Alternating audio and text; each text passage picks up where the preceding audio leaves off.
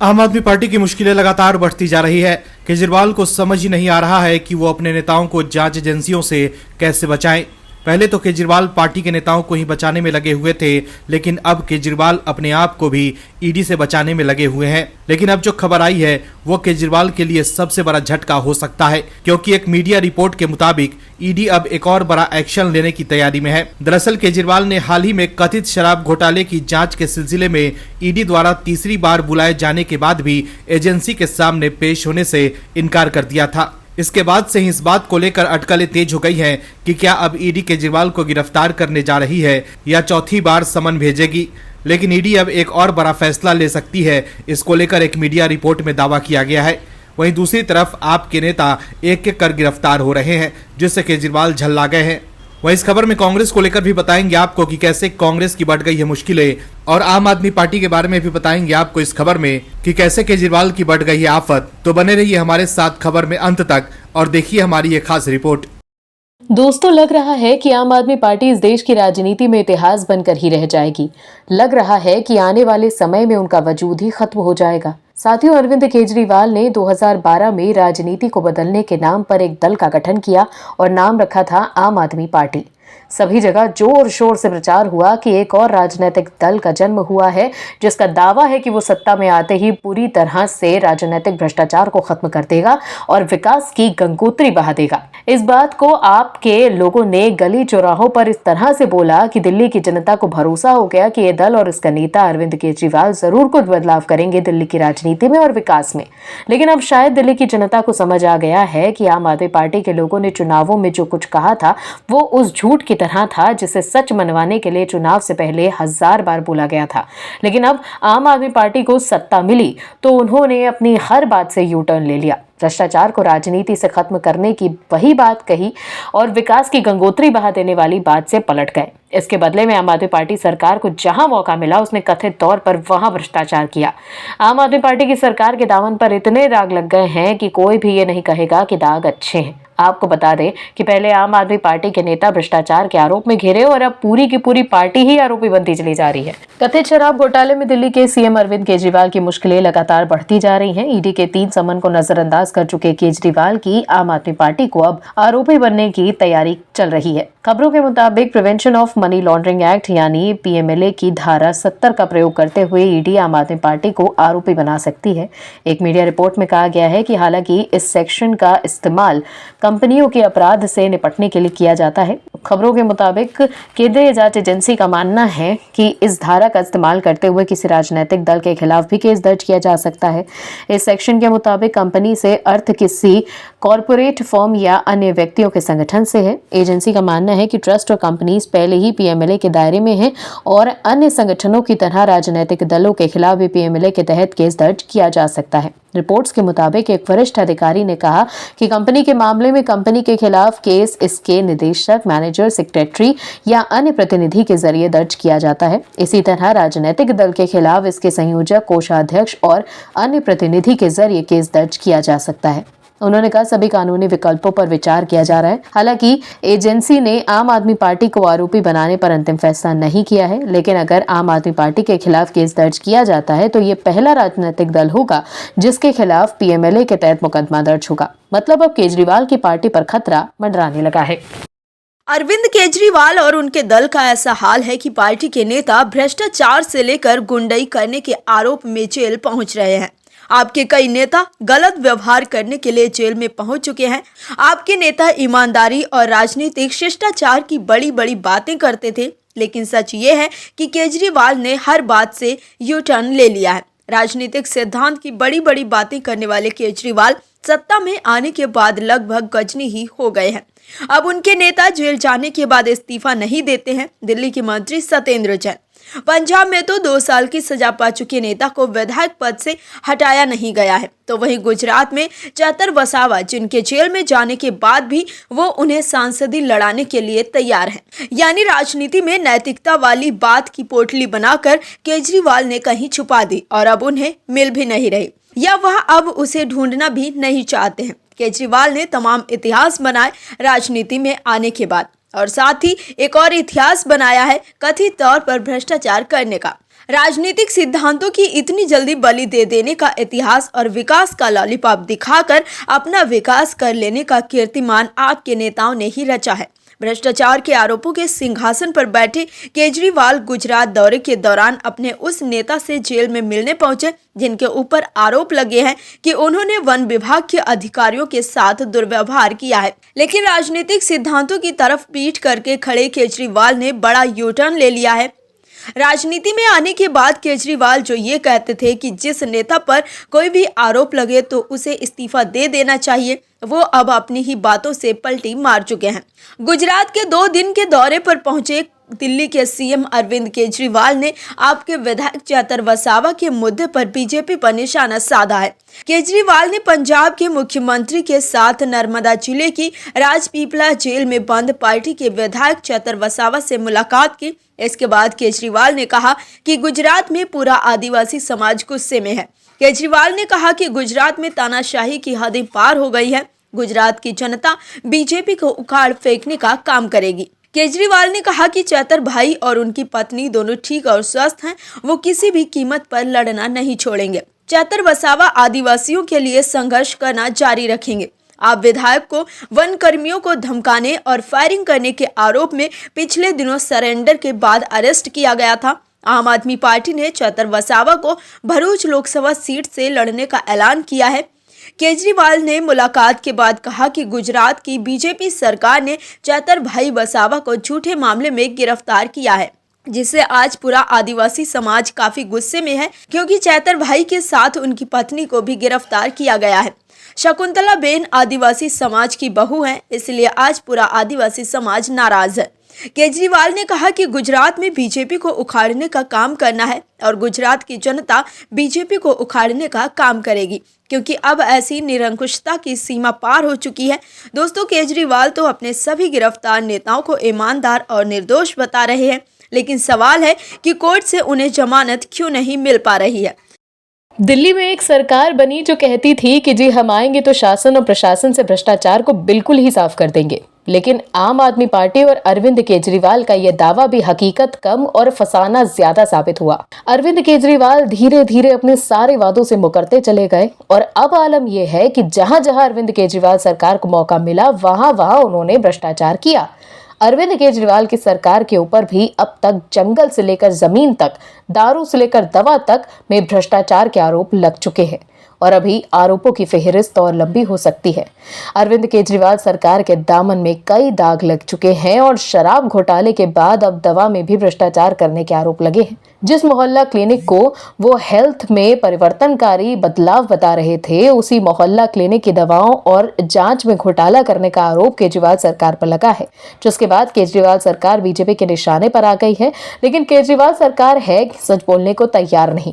केजरीवाल सरकार भ्रष्टाचार के मकड़जाल में ऐसी फंसी है कि चाहकर भी बाहर नहीं निकल पा रही है। दिल्ली में चल रही इन मोहल्ला क्लिनिक्स में फर्जी लैब परीक्षण के आरोप लगे हैं।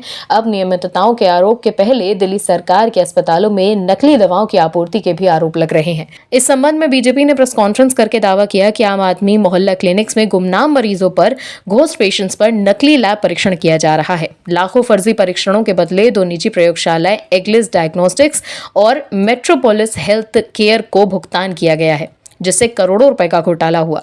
दरअसल एलजी द्वारा जारी किए गए जांच आदेश में दावा किया गया है कि अगस्त 2023 में दिल्ली में 7 मोहल्ला क्लिनिकों के कुछ डॉक्टरों और कर्मचारियों द्वारा पहले से रिकॉर्ड किए गए वीडियो के जरिए अपनी उपस्थिति दर्ज करने की घटनाएं सामने आई।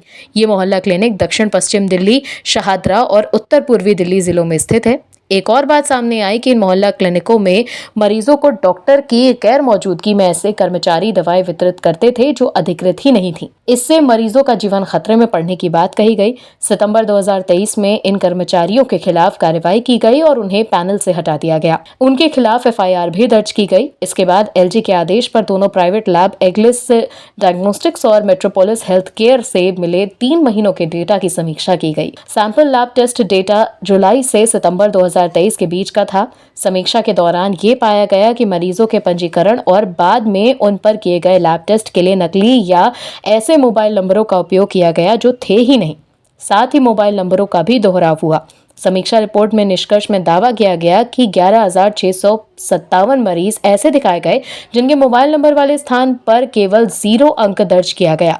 8,251 रोगी ऐसे मिले जिनके मोबाइल नंबर खाली मिले, यानी उनका कोई नंबर ही नहीं था।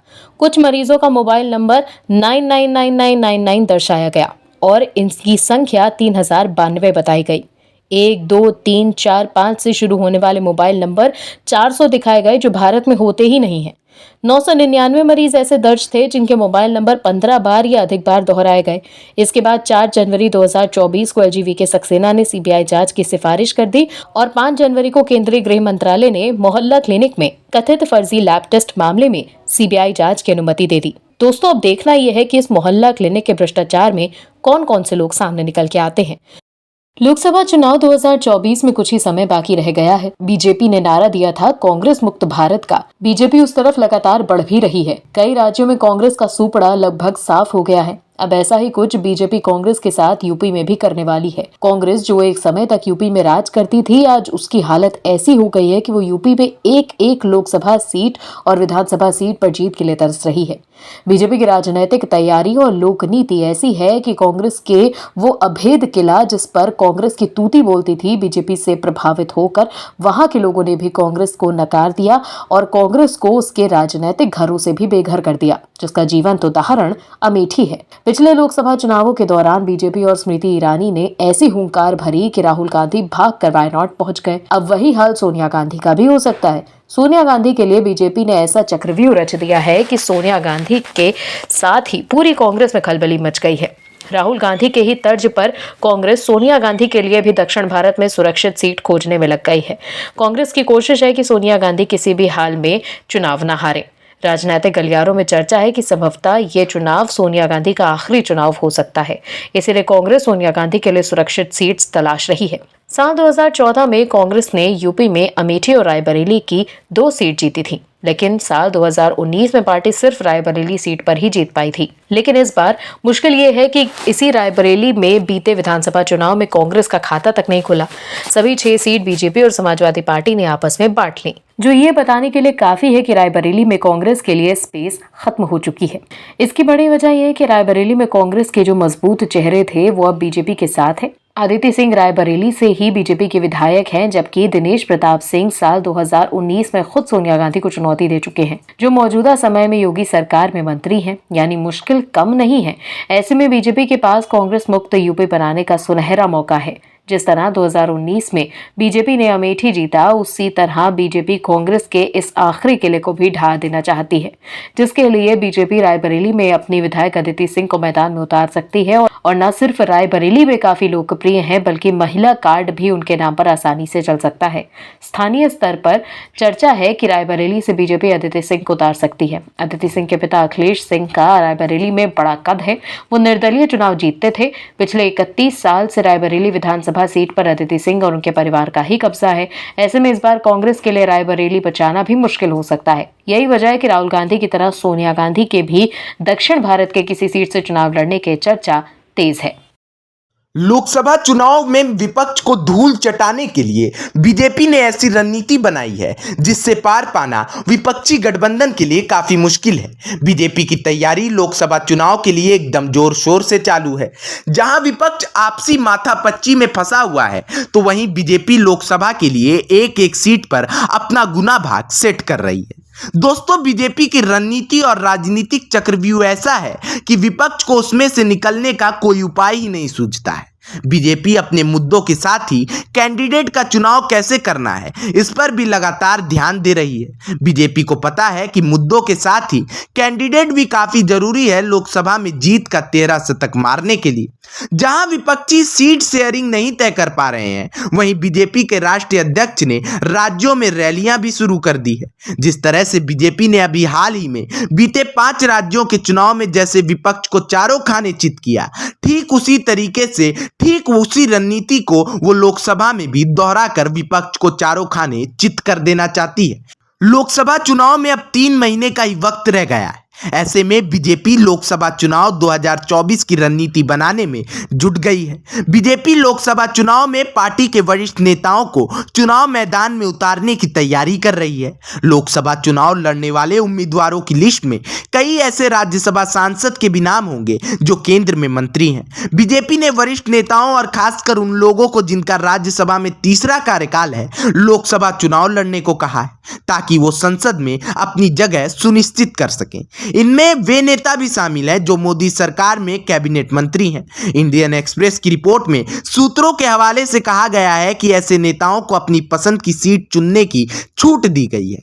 पार्टी से जुड़े सूत्र ने बताया कि यह फैसला पार्टी के राष्ट्रीय नेतृत्व की अध्यक्षता में हुई संगठनात्मक बैठक में लिया गया है। बैठक में हालिया विधानसभा चुनाव का उदाहरण दिया, जहां बीजेपी ने मध्य प्रदेश, राजस्थान और छत्तीसगढ़ में 4 केंद्रीय मंत्रियों समेत 18 सांसदों को मैदान में उतारा था। सूत्रों के मुताबिक इसके अच्छे नतीजे देखने को मिले।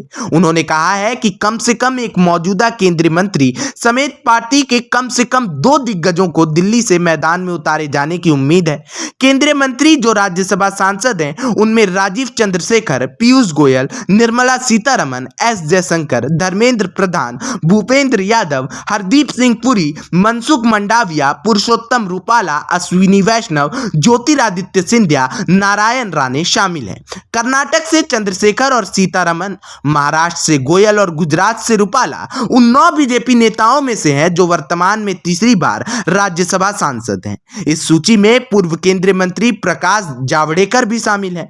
बीजेपी अपने इन बड़े नेताओं को उन मुश्किल सीटों पर उतार सकती है जहां बीजेपी 2019 में चुनाव हार गई थी।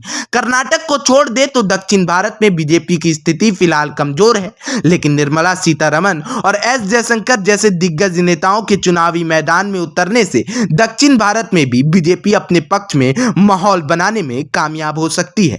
Bureau report, OMH news. और भी वीडियोस देखने के लिए चैनल को सब्सक्राइब करें और बेल आइकन को दबाएं।